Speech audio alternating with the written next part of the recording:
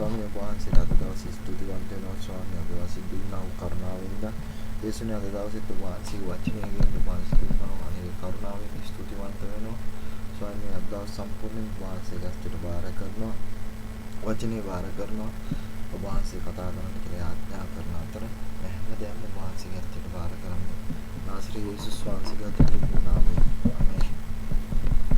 දැන් අද දවසේ අපි බලන්න යන දෙවියන් වහන්සේගේ වචනය උන්වහන්සේගේ වචනේ බලන්න ප්‍රථමයෙන් අපි හැම කෙනෙක්ම පෙළගමු ලෝක සුභාරංචියේ 18 වෙනි පරිච්ඡේදයේ 9 වෙනි පදයේ සිට අපි කියවන්න යනවා පොඩි සිද්ධියක් මේ දේ අපි ගොඩක් දේවල් ඉගෙන ගන්න යනවා ඊට පස්සේ අපි දෙවියන් වහන්සේගේ වචනේ කියවමු මුල සිට මෙතන තියෙන්නේ පරිසයස ආදායම් අය කරන්නා කියන දේ ගැන මේ දෙන්න කරන ආඥාවක් ගැන අපි කතා කරන්න යන්නේ.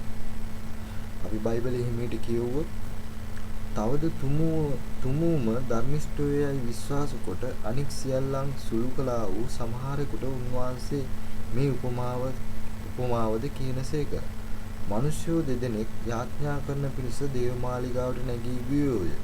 එක්කෙනෙක් පරිසේයකය අනිත් තැනැත්තා සුංගම් අය කරන්නෙක්ය. පරිසයා සිටගෙන තමා තුළ යාඥා කරමින් දෙවියන් වහන්සේ මම කොල්ලකාර වූ අධර්මිෂ්ඨ වූ කාමමිච්ඡාචාර වූ අනික් මනුෂ්‍යයන් මෙන් කෙනෙක්වත් මේ සුංගම් අය කරන්නා මෙන් කෙනෙක්වත් නොවන බැවින් ඔබ වහන්සේට ස්තුති කරමි. සතියකට දෙවරක් නිරාහාරයේ සිටිමි. මට ලැබෙන සියල්ලෙන් දසයෙන් කොටස දෙමියයි කීවේය. නමුත් සුංගම් අය කරන්නා දුරින් සිට ස්වර්ගයේ දෙසට ඇස් ඔසවා බලන්නටවත් නොසිතා තමාගේ ලපැත්තට ගසා ගනිමින් දෙවියන් වහන්සේ පෞකාරයක් වූ මට කරුණා කළ මැනවයි කීවේය. නුඹලාට කියමි අනික් තැනැත්තා නොව ඔහු ධර්මිෂ්ඨයෙක් කොට ගණන් ගනු ලැබූ තමාගේ ගෙදරට ගියේය. ලැබ තමාගේ ගෙදරට ගියේය. මක් නිසාද තමුන්ම උසස් කරන හැම දෙනාම යටත් කරනු ලබන්නෝය. තමාම යටත් කරගන්නා උසස් කරනු ලබන්නෝය. දැන් අද දවසේ දිව්‍යන් වහන්සේගේ වචනේ අපි බලන්න යනවා. ඔබ දන්නවා මෙතන මේ පරිසිවරේ කුසා ආදායම් අය කරන්නෙකු අතර නැත්නම් සුංගම් අය කරන්නෙක් අතර වෙන්නා වූ යාඥාව සම්බන්ධව තමයි මේ දේ පැහැදිලි කරන්නේ. ඉතින් මේ දේ කියන්න ඉස්සෙල්ලා දැන් අද දවසේ යාඥාව සම්බන්ධව ගොඩක් කාරණා ගැඹුරු දෙයක් තමයි යාඥාව කියන දේ. යාඥාව කියන දේ මම ඉදිරියට උගන්වන්නට යනවා. යාඥාව කොහොමද කරන්නේ? කොයි ආකාරයෙන්ද කරන්නේ? පරණ ගිවිසුමේ කොයි ආකාරයෙන් දුන්නේ? අලුත් ගිවිසුමේ කොයි ආකාරයෙන් දුන්නේ? යාඥාවේ තියෙන ආකල්පය මොකද්ද? පරමාර්ථය මොකද්ද? කොයි ඉරියව් වලින්ද යාඥා කළ යුත්තේ? බයිබලයේ කොයි ඉරියව් වලින්ද යාඥා කළේ? ඒ වගේම දෙවියන් වහන්සේ කොහොමද මේ යාඥාවට ප්‍රතිචාර දෙන්නේ? කොහොමද යාඥාව කියන්නේ මොකද්ද? යාඥාව කියන්නේ පටන් ගත්තේ කොහොමද? ඒක දැන් අද දවසේ වෙනින්ට මේ සභාවල කෙරෙනා වූ යාඥාව හරිද? නැත්නම් ඒ යාඥා අපි කරන්නා වූ යාඥාව හරිද? ඒ කියන දේවල් පිළිවෙලින් එකින් එකට කාරණාවට කොටස් වශයෙන් මම ඉදිරියට උගන්වන්න යනවා. ඒ කියන්නේ යාඥාවේ පළවෙනි කොටස, යාඥාවේ දෙවෙනි කොටස, යාඥාවේ තුන්වෙනි කොටස, යාඥාවේ හතරවෙනි කොටස, යාඥාවේ පස්වෙනි කොටස කියලා මම උගන්වන්න යනවා. දැන් ඉස්සෙල්ලා මෙතන ප්‍රශ්නයක් එනවා. මෙතන ප්‍රශ්නේ තමයි බලන්න පරිසරය සහ ආදායම් අය කරන්නා තවද තුමෝ ධර්මිෂ්ඨයයි විශ්වාස කොට අනික් සියල්ලම් සුළු කළා වූ සමහරෙකුට උන්වහන්සේ මේ උපමාව කියනසේක. තුමෝ ධර්මිෂ්ඨයයි විශ්වාස කොට අනික් සියල්ලම් සුළු කළා වූ සමහරෙකුට මේ උපමාව කියනවා කියලා තමයි මෙතනින් පටන් ගන්න. මේ සිද්ධිය වෙනකොට මේ 18 වෙනි පරිච්ඡේදයේ සිද්ධිය වෙනකොට දෙවියන් වහන්සේගේ රාජ්‍යය ගැන දෙවියන් වහන්සේ කියමින් සිටින අවස්ථාව තුලදී ඒ වගේම ඊට ඉස්සෙල්ලා තියෙනවා අධර්මිෂ්ඨ විනිශ්චයකාරයා ගැන පිළිබඳ කතාව. ඒ දේ සම්බන්ධවල් ඉවර වෙලා මේ මෙතනට එනකොට මේ යුදවරු හිතුවා ඒගොල්ලන්ට විතරයි දෙවියන් වහන්සේගේ ගැලවීම එන්නේ කියලා. සහ මම මේ වේලාසින්ම තුගන්නලා තිනවා යුදවරු ඉතුවේ තමාට දෙවියන් වහන්සේගෙන් විතරයි ගැලවීම තියෙන්නේ, අපිට විතරයි.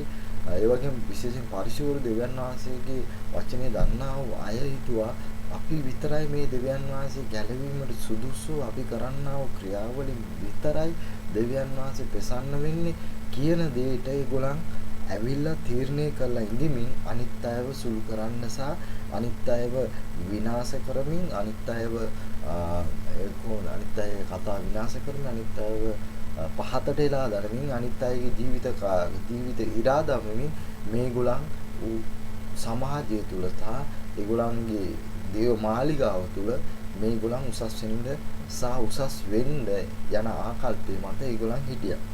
දැන් මොකද වෙන්නේ මේ දේ දැක්කින්ද තමයි යේසුස් වහන්සේ වුන්ට කතා කරලා කියනවා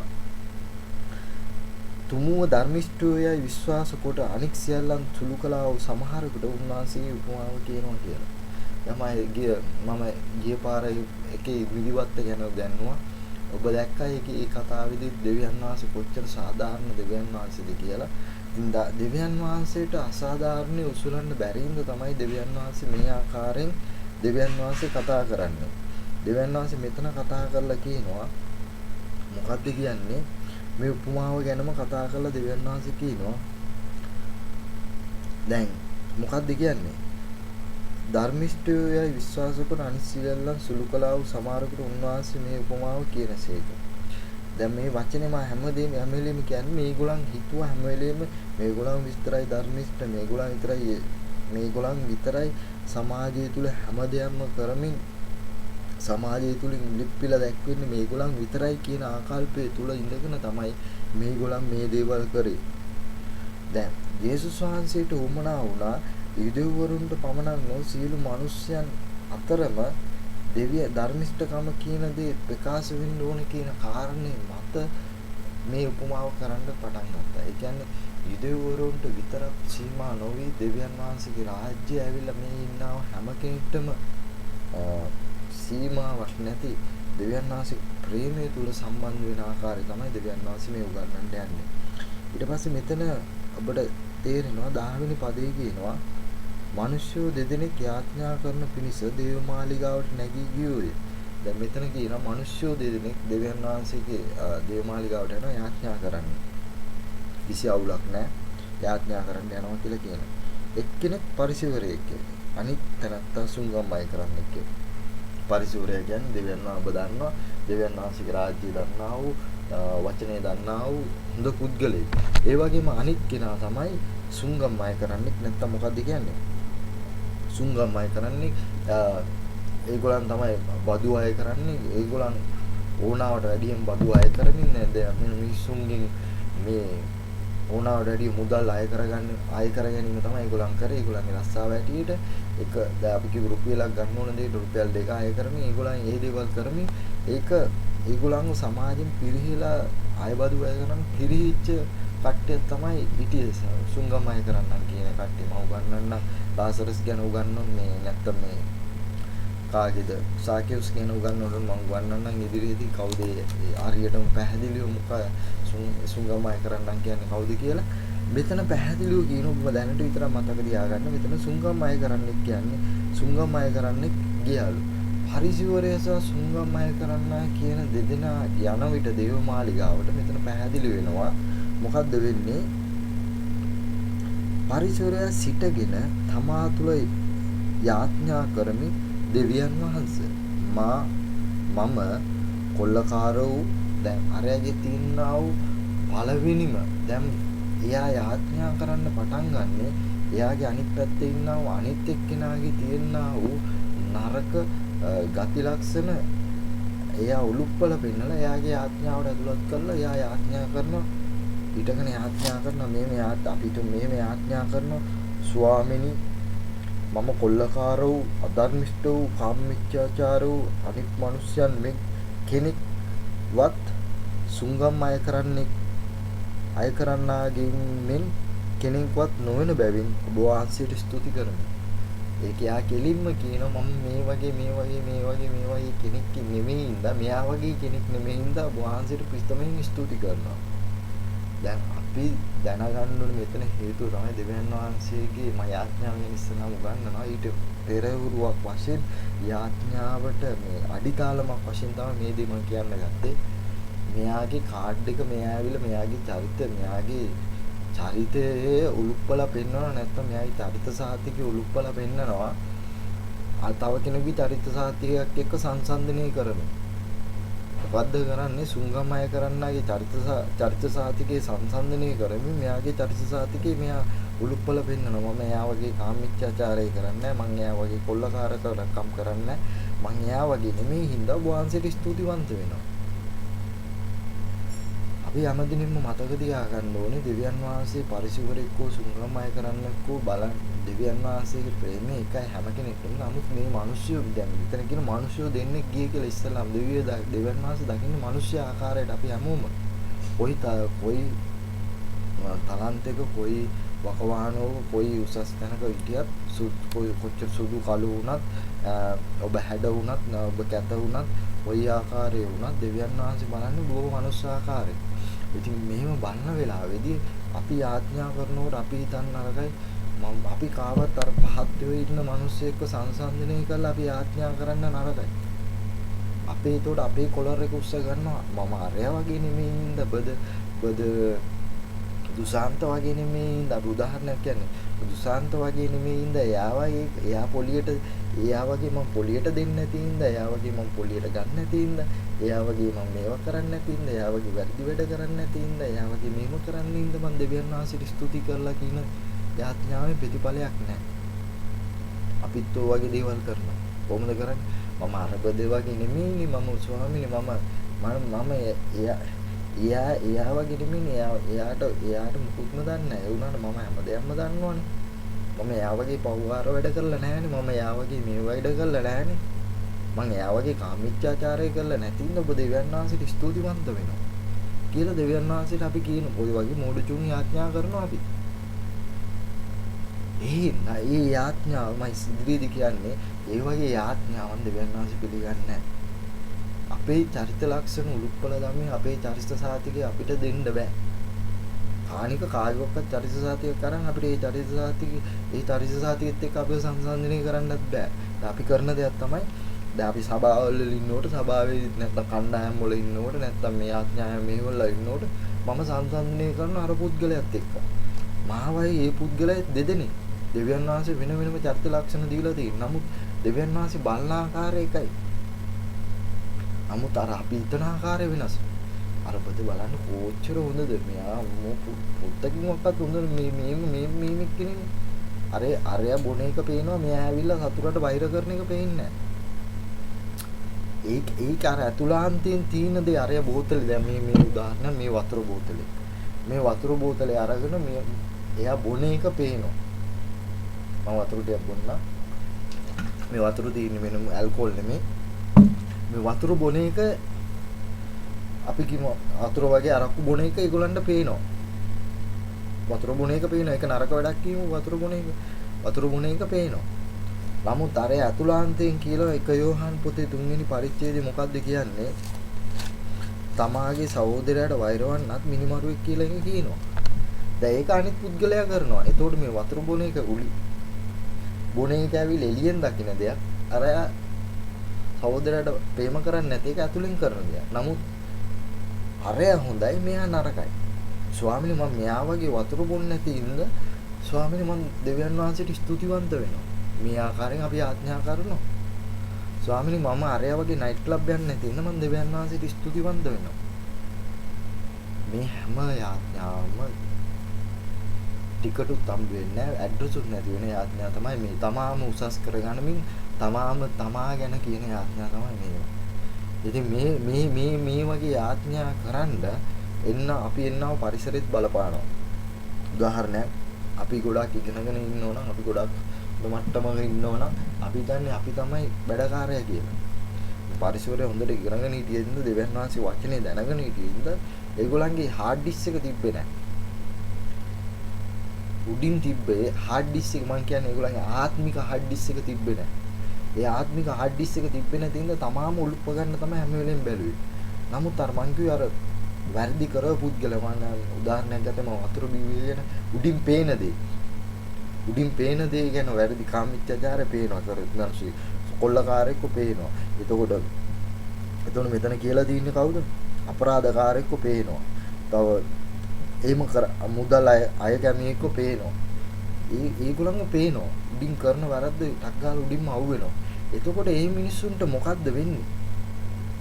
ඒ මිනිස්සුන්ගේ වැරද්ද අරගෙන අපි ආඥා කරන ස්වාමීන් මම මෙයා වගේ නෙමෙයි ඉන්න මම ඇලිස් වගේ නෙමෙයි ඉන්න මම ගුණවතී වගේ නෙමෙයි ඉන්න මම සීලවතී වගේ නෙමෙයි ඉන්න මම අර මෛත්‍රීපාල වගේ නෙමෙයි ඉන්න මම ගුණපාල වගේ නෙමෙයි ඉන්න මම ගුණදාස වගේ නෙමෙයි ඉන්න දෙවියන් වහන්සේට ස්තුති කරනවා කියලා අපි ආඥා කළා නැද්ද? වැරදි. ඉතින් ඒකින්ද අපි මෙතනදී දැන් ඊළඟ පදයට මොකද්ද කියන්නේ? ඊළඟ පදේ කියනවා දෙවියන් වහන්සේ මම කොල්ලකාර වූ අධර්මස්ත වූ කාමවිත්‍යාචාර වූ අනුක් මිනිසෙක් මෙන් කෙනෙක්වත් සුංගම්මය කරන්නෙක්වත් කෙනෙක්වත් නොවන බැවින් ඔබ වහන්සේට ස්තුති කරමි. ගොඩක් හොඳයි. ඊළඟ 12 වෙනි පදයේ කියන සත්‍යයකට දෙවරක් නිරාරව සිටිමි. මට ලැබෙන සියල්ලෙන් 10න් කොටස දෙන්නයි දෙනිමියයි කිව්වේ. දැන් ඒ විතරක් නෙවෙයි මෙයා කියන්නේ මෙයා දෙනේවත් කියනවා මෙයා කරපේවත් කියනවා දෙවියන් වහන්සේ. මෙයාගේ අතින් දීලා වගේ මෙයා කියනවා. මෙයා කියන ස්වාමීනි මම සතියේට දෙවියන් වහන්සේ නිකන් දන්නේ නැහැ වගේ බයිබලයේ කියලා තියෙනවනේ මේ කොණ්ඩෙන් ඉසකේ ගාකාරී වැටෙනකොට දෙවියන් වහන්සේ දන්නවා කියලා. මෙච්චර බයිබලයේ ඉගෙන ගත්ත මිනිස්සයා කියනවා මම සතියට ඇවිල්ලා දෙපාරක් නිරාර උපවාසයේ ඉන්නවා. දැන් ඒ වගේම තව එකක් කියනවා මෙතන තව එකක් කියනවා මට හම්බෙන සියලු දේන් 10න් කොටස දෙනවා. මේ දෙක ගැනත් අපි මගේ කනට අනිවාර්ය අනන්ත ඇහිලා තිනවා. අනන්ත ඇහිලා තිනවා මේ දෙක ගැනත් ගොඩාක් පුරසාරම් දුන්න කට්ටිය. මේ පරිශූර වගේම ගොඩාක් පුරසාරම් දුන්නා. මොකද්ද වුනේ කියලා අන්තිමට කියන්න. ගොඩාක් පුරසාරම් දුන්නා කියන්නේ දැන් සිස්ටර් මම අද නිරාහාරව ඉන්නේ. මට අද කතා කරන්න එපා. එයා නිරාහාරව ඉන්නවා කියලා එයා කියනවා. මට අද කතා කරන්න එපා මම නිරාහාරව ඉන්නේ කියලා එයා කියනවා එකපාරටම. එයා ටෙලිෆෝන් කරලා නැත්තම් මේ ටෙලිෆෝන් එකෙන් එයා අරගෙන කියනවා සිස්ටර් මම අද නිරාහාරව ඉන්නේ මේ ඉන්න මට කතා කරන්න එපා. දැන් අපේ අම්මා වැඩ කරන මේ අබ්දා වැඩ කරන එක මැඩම් ඇවිල්ලා එයා මුස්ලිම් කෙනෙක් එයා නිරාහාරව ඉන්නකොට මොකද වෙන්නේ?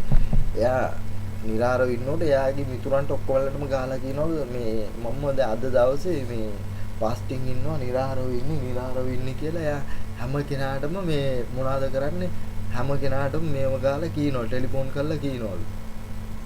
ඒ කියන්නේ තමන් අපේ බයිබලයේ කියලා තියෙන මේ දකුණු අතින් කරන දේ මේ අතින් දැනගන්න එපා කියලා මම මතේ පොතේ 6 වෙනි පරිච්ඡේදයේ මම මේ ආඥාව ගැන කියනකොට හැම දෙයක් ගැනම කියන්න.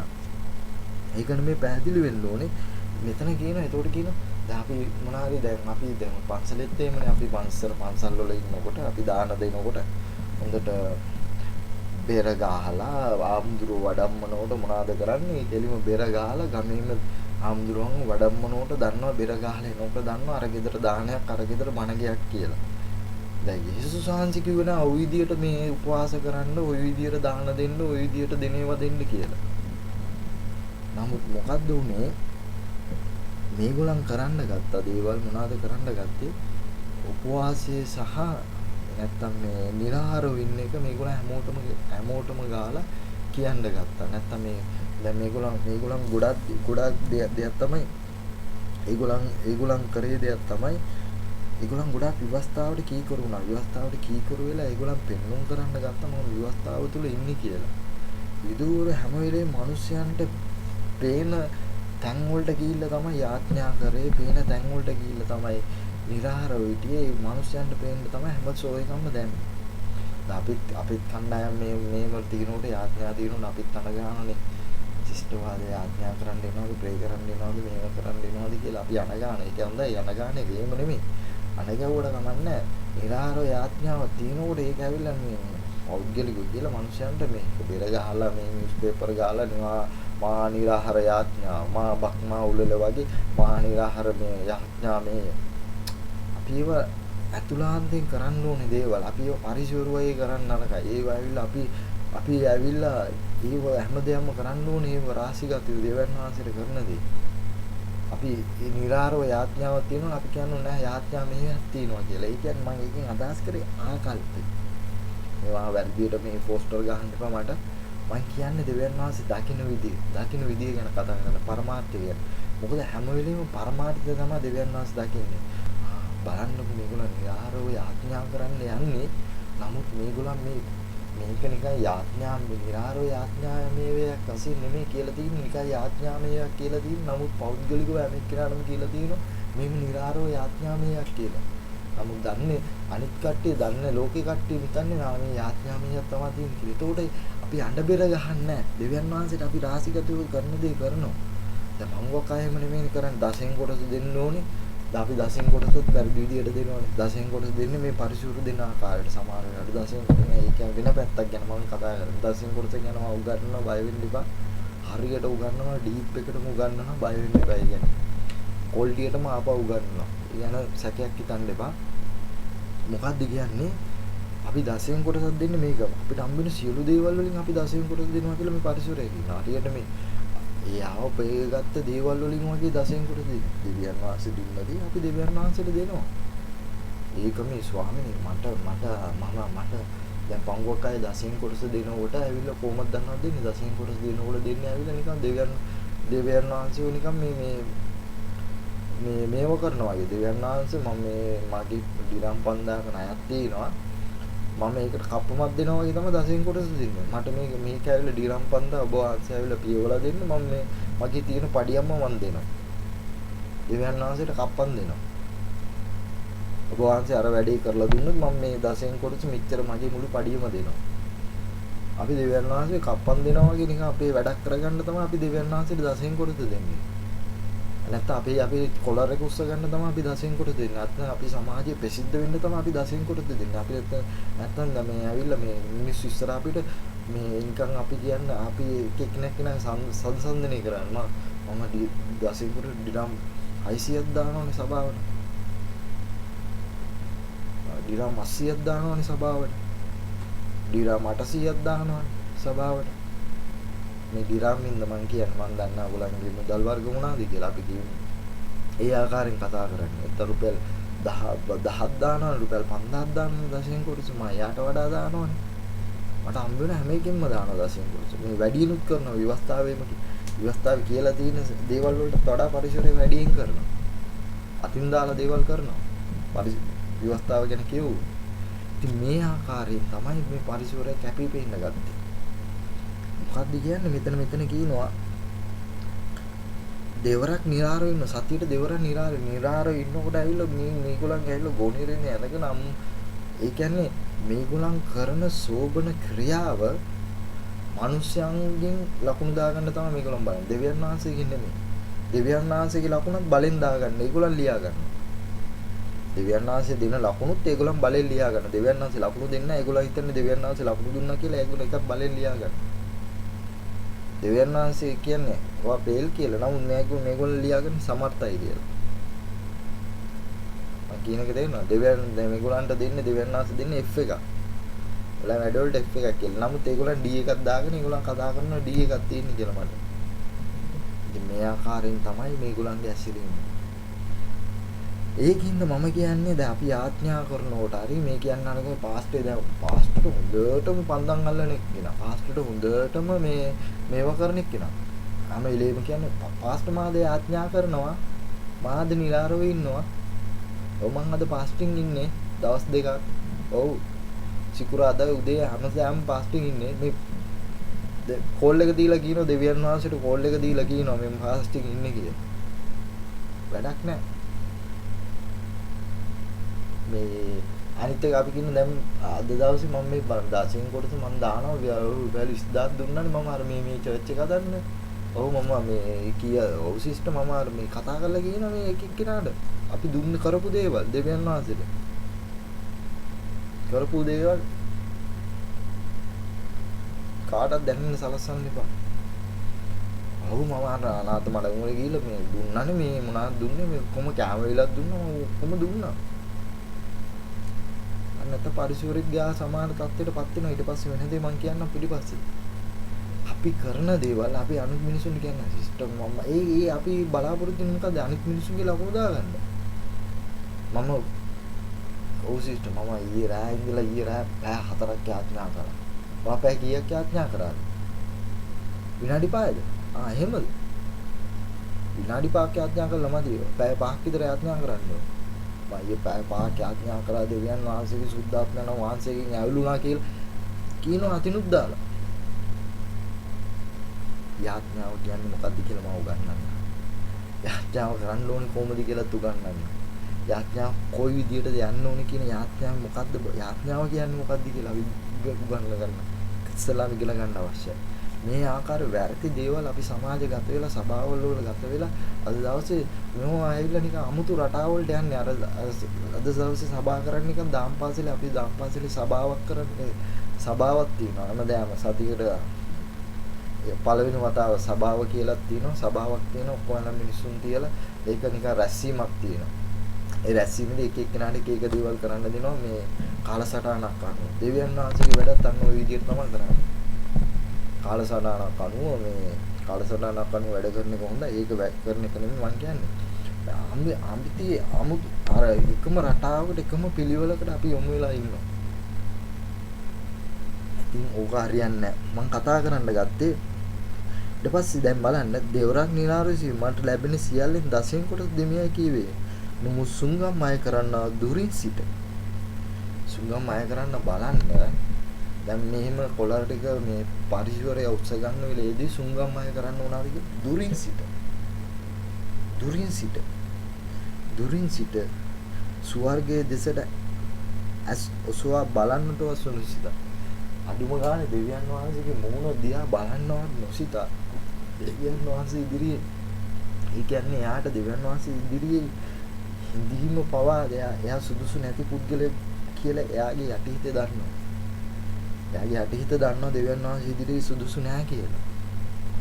දැන් මොකද්ද කරන්නේ? තමාගේ ලපැත්තට ගසා ගනිමින් එයාගේ පපුවට එයා ගසාගෙන ලපැත්තට ගසාගන්නේ දෙවියන් වහන්සේ පව්කාරයෙක් වූ මට කරුණා කළ මැනවයි කිව්වේ. එයා දෙවියන් වහන්සේ ඉදිරියේ එයා දැනගත්ත මම මෙතන ඉන්න සුදුසු නෑ මම පව්කාරයෙක්. මම මේ ආකාරය කෙනෙක් කියලා එයා හදවතින් සහ එයාගේ පිටින් සහ එයාගේ ඇතුළාන්තයෙන් සහ එයාගේ එළියෙන් එයා ඒ අනුව එයා ඇතුළාන්තයෙන් මේ දේ කරා. ඒක උටු නිරාශයෙන් ආපු දෙයක්. එයා ඒ දේ කරා. දෙවියන් වහන්සේ ඉදිරියේ යකෝ ස්වාමීනි මම ඇවිල්ලා ස්වාමීනි වහන්සේ ඉදිරියේ ඉන්න සුදුසු කෙනෙක් නෙමෙයි කියලා ස්වර්ගයේ දෙස බලාගෙන නෙමෙයි කිව්වේ. දෙවියන් වහන්සේගේ මූණ බලාගෙන නෙමෙයි කිව්වේ. දෙවියන් වහන්සේගේ මූණ බලන්න තරම් සුදුසු ඇටියට එයා සිටුවේ නැහැ. නමුත් එයා මේ දේවල් කරා.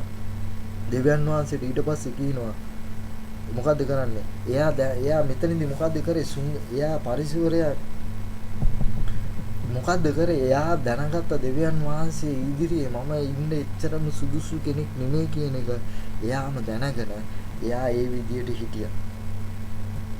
ඒ විදියට ආඥා කරා. පසුතැවිලිලා ආඥා කරා. දෙවියන් වහන්සේ කිව්වේ නෑ බද මම මෙතන මේ කිව්වේ නෑ කෝල් එකක් දාලා පාස්ට් මම අද මේමයි කතන්දරේ මේමයි කියලා එයා පාස්ට්ට කියන්නේ. ඒම කියන්නේ කියේ නෑ. දෙවියන් වහන්සේ ඉදිරියේ පසුතැවිලි සමහරක් අය ඕක ඩ්‍රාමා එකටත් මේක දෙපැත්තක් තියෙනවා. සමහරක් අය ඕක ඩ්‍රාමා එකටත් වගේ කරනවා.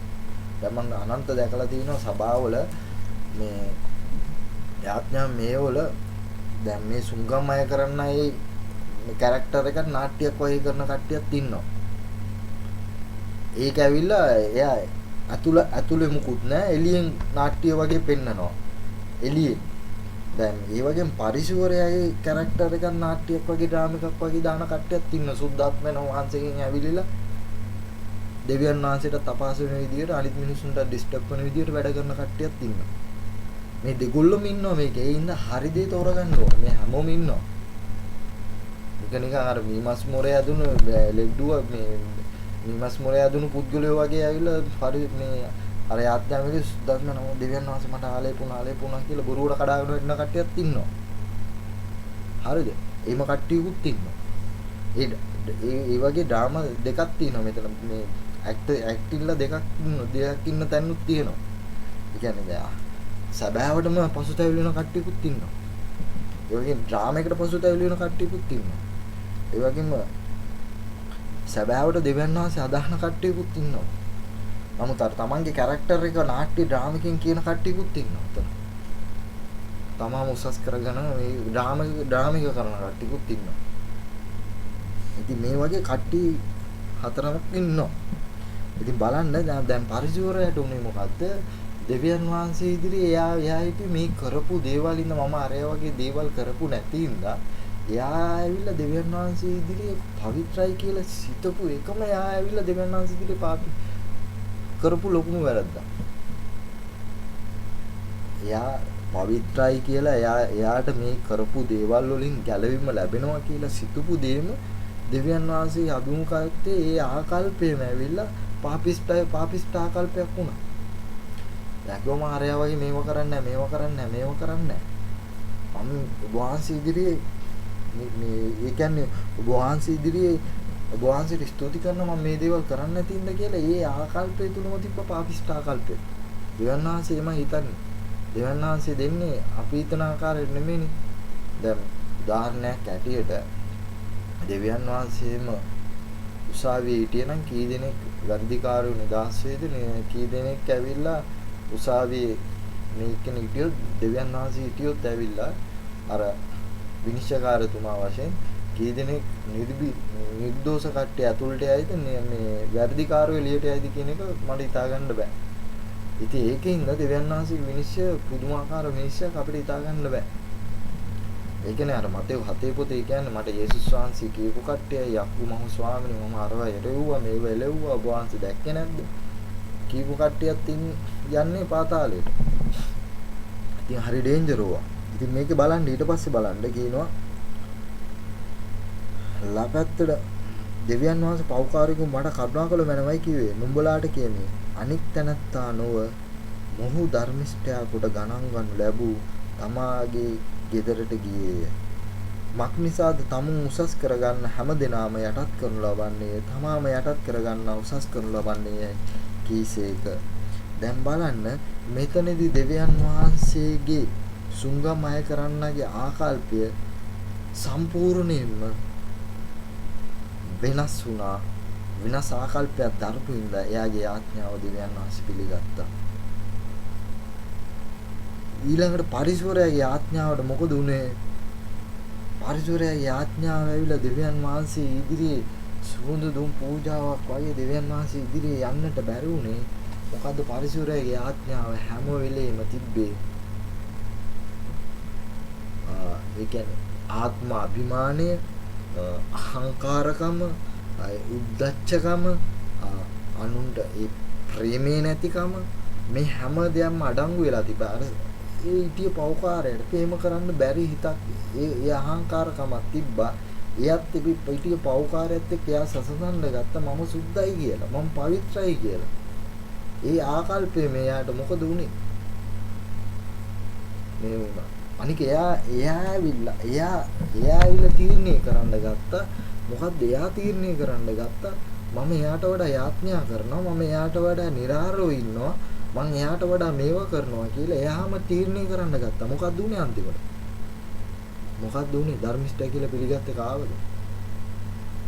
ඒකින්ද හැම වෙලේම ඇවිල්ලා දැන් අපිත් ওই දේ කරනවානේ සභාවල, යාඥා කණ්ඩායම් වල, මේ සමාජය තුල ඉන්න ගෙදර තුල සමාජ ඒ කියන්නේ යාඥා කණ්ඩායම් වල තුල අපිත් මොනවාද කරන්නේ? කෙලින්ම ඇවිල්ලා අපි උසස් කරගන්නවා. අපි කියනෝනේ අර යාඥා කරන්නේ නැහැ. අර යන යාඥා කරන පාටක් නැහැ. මෙයාන යාඥා කරන පාටක් නැහැ. අර යන යාඥා කරන්නෙම නැහැ. මේවයි කියලා තමුන් එයා වෙළඳ දැන්වින් දාගෙන ප්‍රසිද්ධ වෙන්න යනවා.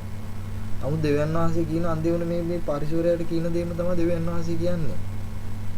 මොකද දෙවියන් වහන්සේ දකින්නේ මේ උඩින් අර මම වතුර බීපු එක නෙමෙයි දෙවියන් වහන්සේ දකින්න හදවතේ තියෙන දේ. පරිසරය තමාගේ ඊටිය සහෝදරයට ප්‍රේම කරේ නැතුව බොරු දේවල් කියනවා. මම මෙහෙම සතියට දෙපාරක් මෙහෙම යාඥා කණ්ඩායම් දින සභාවේ කට්ටියම එකතු කරගෙන මම යාඥා මේ දිනවා. මේ ගින්දර වගේ යාඥා කළා තමයි එන්නේ. ගින්දර වගේ යාඥා කරලා ඇවිල්ලා අපි ගොඩක් බොරු උගන්වන්නේ. ගින්දර වගේ යාඥා කරලා ඇවිල්ලා අපි දෙවියන් වහන්සේගේ වචනේ පරමාර්ථය නෙමෙයි උගන්වන්නේ, බොරු උගන්වන්නේ. එතකොට කවුද යාඥා කරලා ඉන්නේ? කවුද යාඥා කරලා තියෙන්නේ? සැබෑවෙන් දෙවියන් වහන්සේ ඉදිරියේ පසුතැවෙන පුද්ගලයා. දෙවියන් වහන්සේ ඉදිරියේ ඉඳ ගන්න තරම් මම සුදුසු නැහැ කියන පුද්ගලයා. ඔහුව දෙවියන් වහන්සේ පිළිගත්තා. හයි ක්ලාස් එකේ කොලර් එක උස්සන් ගිහලා පුල්පිට් එකේ ඉඳගෙන දෙවියන් වහන්සේ මේ පව්කාරය මේ නම ගුණපාල සුමනදාස දුසාන්ත අරය මෙයා ගුණවතී සීලවතී අරවතී මේවතීලා කරන පව්කාරකම් මුන් ආඥා කරන්නේ මුන් මේව කරන්නේ අරව කරන්නේ කියලා පුල්පිට් එකේ ඉඳන් කියනවට වඩා දෙවියන් වහන්සේගේ වචනේ යාඥා කරලා ඒ පුද්ගලයන් එනවනම් උන් දෙවියන් වහන්සේගේ ප්‍රේමය දෙන්න ඕනේ අනිත් පුද්ගලයන්ට.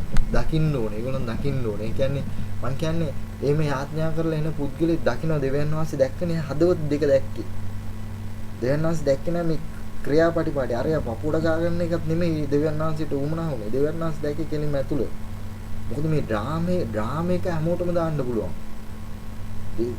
සභාව ඉස්සරහදී දේශනා කරන එක හැමෝටම වචන කියන්න පුළුවන්. නමුත් ඒක ක්‍රියාවට දාන්න බැරි එකනේ වැඩේ තියෙන්නේ. දැන් යේසුස් වහන්සේ කියමුනේ යේසුස් වහන්සේ කිව්වා වගේම කරා. යේසුස් වහන්සේ පවකාරන්ට සමාව දුන්න එක දුන්නා ගිහිල්ලා. යේසුස් වහන්සේ සුංගමය කරන්නන්ට කියන එක කෙලින්ම කිව්වා. උඹලා මේක කරන උඹලා වැරදි. මේ නැත්තම් මේ පරිශූරුන්ට කරන්න කියන එක මූන්ටම කිව්වා ගිහිල්ලා. උඹලා පොළොන් වර්ෂේ. උඹලා වැරදි මේක කරන එක. උඹලා මේ වැරදි මේක කරන එක කියලා. දෙවියන් යේසුස් වහන්සේ කිව්වා වගේම කරා. අපි කියවනවා විතරනේ අපි කරන්නේ නැහැ. අපිට දැන් අපි හැම වෙලෙම කියවන එක කරන්නේ නැහැ. ඒ ආකාරයේ දෙවියන් වහන්සේ කිව්වා වා ගෙදර යන්න. දෙවියන් වහන්සේ මොනවද කිව්වේ? පරිදි මේ සුංගමය කරන්න. නුඹලාට කියමේ අනික් තනත්තානව මොහු ධර්මිෂ්ඨයෙක් කොට ගණන් ගනු ලැබ තමාගේ ගෙදරට ගියේ. මක් නිසා තමා උසස් කරගන්න හැමදෙනාම යටත් කරනු ලබන්නේ. තමා යටත් කරගන්න උසස් කරනු ලබන්නේ. ඒ හින්දා දෙවියන් වහන්සේ ඉදිරියේ අපි ලකුණු දාන්න, මිනිස්යන් ඉදිරියේ ලකුණු දාන්න ගියොත් වෙන්නේ අපිව පහත් වෙන එක. දෙවියන් වහන්සේ ඉදිරියේ අපි පහත් වෙන වෙලේ දෙවියන් වහන්සේ අපිව උසස් කරනවා. ඒ උසස් කරන්නේ මිනිස්යන්ට පෙන්නන මේ ටයි එකක් දාගෙන මේකක් දාගෙන සෙල්ලම් දාන්න නෙමෙයි. හැමදේම රාසින් දෙවියන් වහන්සේට කරන්නේ. හිතින් කරන්නේ. මම සමහර ඒගොල්ලෝ විනිශ්චය කරන අරබද නම් මේ මුකුත් කරන්නේ නැති පාටයි. අර සිස්ටර් නම් මුකුත් දසයෙන් කොටස දෙන්නේ නැති පාටයි. නමුත් අරගොල්ලන්ට වඩා ඒ සිස්ටර්ලා ඒ බදල්ලා ගොඩක් දේවල් කරලා ඇති. නමුත් කියලා නැහැ. දෙවියන් දකින්න කෙනා දකින්නෝ.